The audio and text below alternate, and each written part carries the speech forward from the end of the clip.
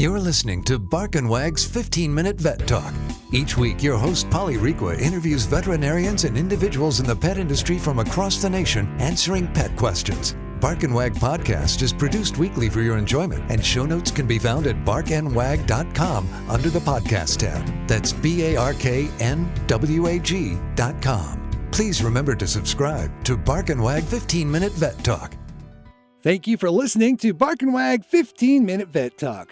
Bark and Wag is dedicated to protecting our dogs through advocacy, education, and supporting like-minded dog lovers by selling custom pet products. Bark and Wag is excited to announce our new partnership with a Colorado hemp farm to produce a line of CBD products for your pets. Bark and Wag has CBD pet tincture available in 300, 750, 1200, and 2400 milligrams. Bark and Wag CBD is pet safe, no THC, it's made in the USA, and is CO2 extracted.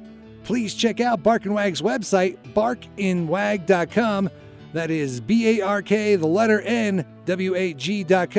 to see our line of CBD and awesome merchandise. We love pooch ideas for podcasts and merchandise, so anytime send an email to Polly at barkandwag.com with your suggestions. Welcome to Bark and Wag 15-Minute Vet Talk. I'm your host, Polly Requa. Today we're talking to Dr. Bonnie Bragdon. Dr. Bragdon has a unique background that combines veterinarian medicine, practice management, and industry innovation. She is the co-founder of the Independent Veterinarian Practitioners Association, the first nonprofit association dedicated to uniting and empowering independently owned and locally operated veterinarian clinics. Welcome, Dr. Bragdon. Thanks for coming back on the podcast. We had a listener write in to the website and ask, how do you know when you need a specialist for your pet? And I wanted to ask you that question. So, Polly, it's a really interesting question. You know, how do we know that the veterinarian, whether it's a general practitioner or a specialist, really has the skill sets and the knowledge and experience we need to make sure that the procedure is done correctly? So first and foremost, I recommend that you get referrals from a veterinarian you have a good relationship with, get that referral.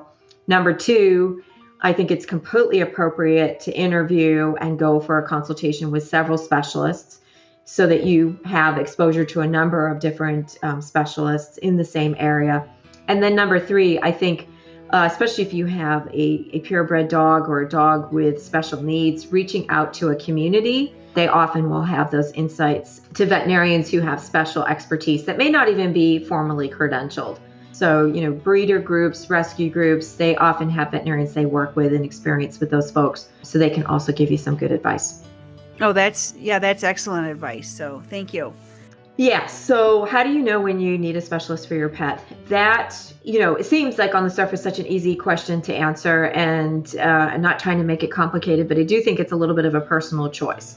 So first, we want to kind of understand what the special interests of our general practice are, and what they can do and what their skill level is, and then match that up with the conditions of our own pet. So I would say it's time to seek a specialist if you feel like you're continuing to get the same response and the same treatment plan to a problem that's not going away.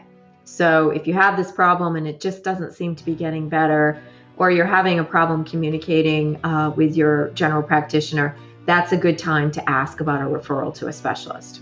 And what type of specialists are there?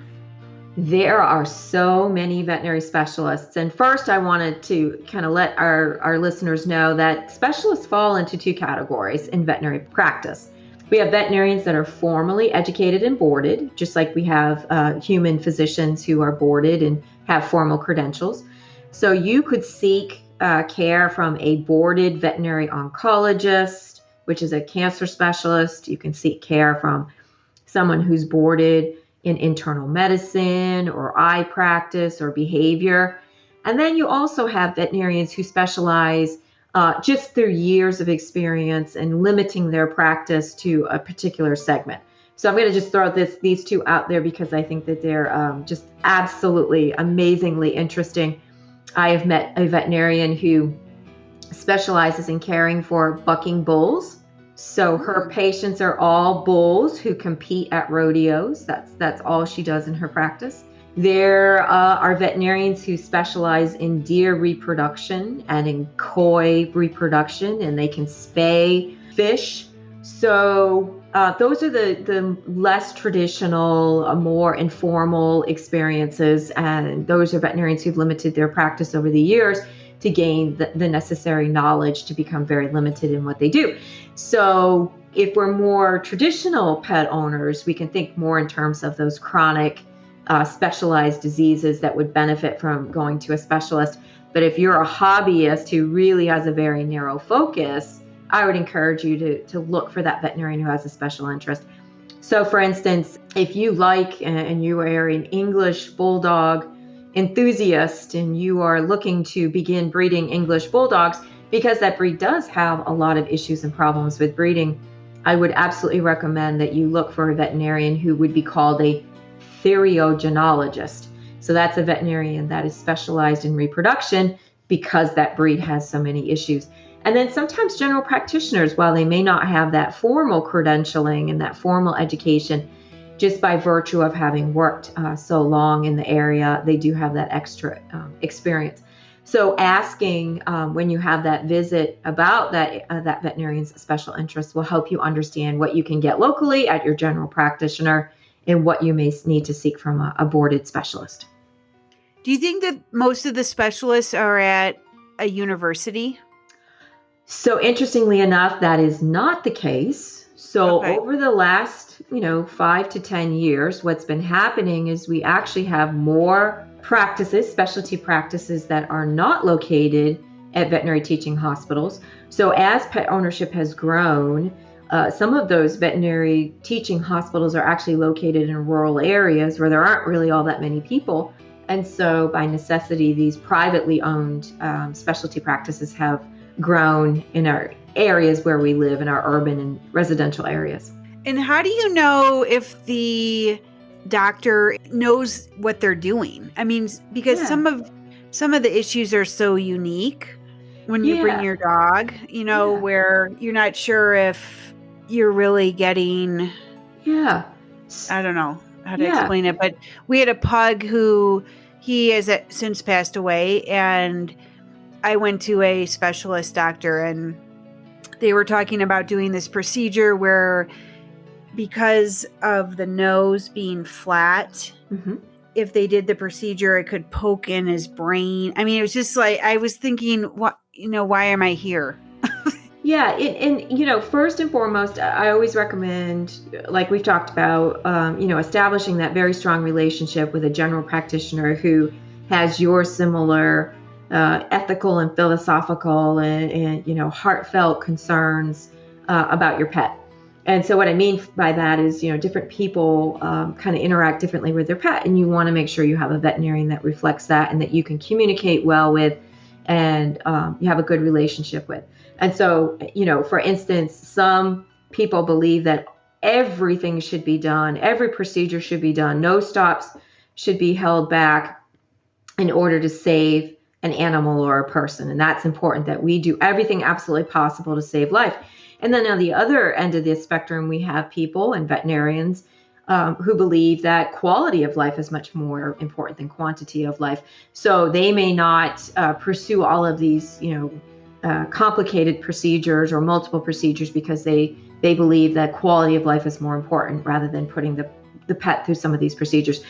So finding that good relationship with that general practitioner and making sure that you meld well with that person, because then what you do is you ask that person, that general practitioner, for a referral to a specialist, because more often than not, that general practitioner has a very good relationship with the specialist and they work in partnership, and that veterinarian is going to refer you to somebody who really can be aligned with what it is that you're seeking. You can find specialists on a variety of websites. You certainly can check out a person's license with the state licensing board to see if there are any complaints or concerns. And then you can interview a veterinarian, and you can go in for an initial consultation and maybe even go to several consultations. I'm a big believer in going, and especially if it's something that's a very important decision to you, you may want to pay the consultation fee and go to several specialists to determine who's best aligned with you and your pet's needs. Sure. And then you just let them know, look, I'm here for a consultation. I haven't really made my decisions, and we're going to interview and find the veterinarian that matches us best. Right. Yeah, that's great advice. So, well, thank you for being on the podcast. Wonderful. And we look forward to having you back. Thank you so much for your time today. Thank you for listening to Bark and Wag's 15-Minute Vet Talk. If you like what you just heard, we hope you'll pass along our web address, www.barkandwag.com, to your friends and other pet owners. Have a pressing question for a veterinarian? Ask your question at barkandwag.com under the podcast tab. This has been a KFR production.